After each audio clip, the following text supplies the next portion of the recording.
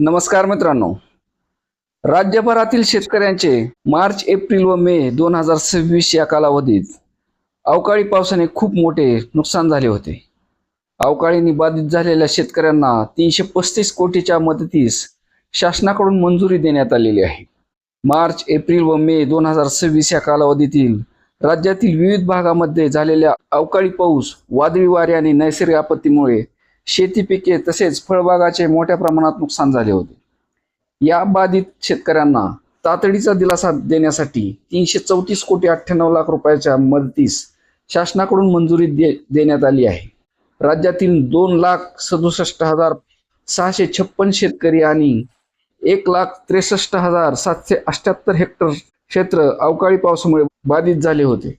त्यांच्यासाठी ही मदत मंजूर करण्यात आली असून यामध्ये अमरावती विभागातील अकोला, बुलढाणा जिल्ह्यातील 13,528 शेतकरी व 7,545 हेक्टर क्षेत्रासाठी 19 कोटी 86 लाख 65 हजार मंजूर केलेले आहेत.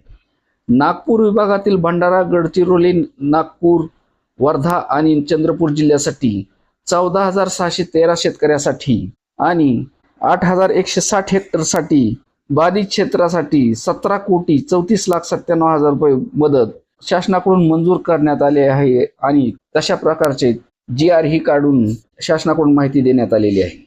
छत्रपती संभाजीनगर विभागातील छत्रपती संभाजीनगर, जालना, बीड आणि लातूर जिल्ह्यातील 2,506 शेतकरी 1923 हेक्टर बाधित क्षेत्रासाठी 2 कोटी 2 लाख 79 हजार रुपये मदत मंजूर करण्यात आली आहे. नाशिक विभागातील नाशिक, धुळे, नंदुरबार, जळगाव आणि अहिल्यानगर जिल्ह्यातील 1,29,896 शेतकऱ्यांचे 55,555 हेक्टर क्षेत्रासाठी 103 कोटी 32 लाख 77 हजार रुपये मंजूर करण्यात आलेले आहेत.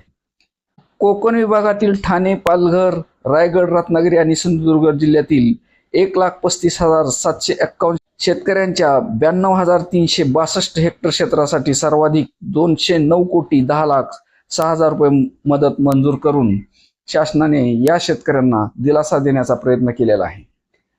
पुणे विभागातील सातारा, सांगली, सोलापूर आणि कोल्हापूर जिल्ह्यातील 3,762 शेतकऱ्यांच्या 2,241 हेक्टर क्षेत्रासाठी 4 कोटी 31 लाख 1 हजार रुपयाची मदत मंजूर करून एकूण मदत ही 335 कोटी मदत मंजूर करून राज्यभरातील शेतकऱ्यांना दिलासा देण्याचा प्रयत्न शासनाकडून करण्यात आला आहे. धन्यवाद.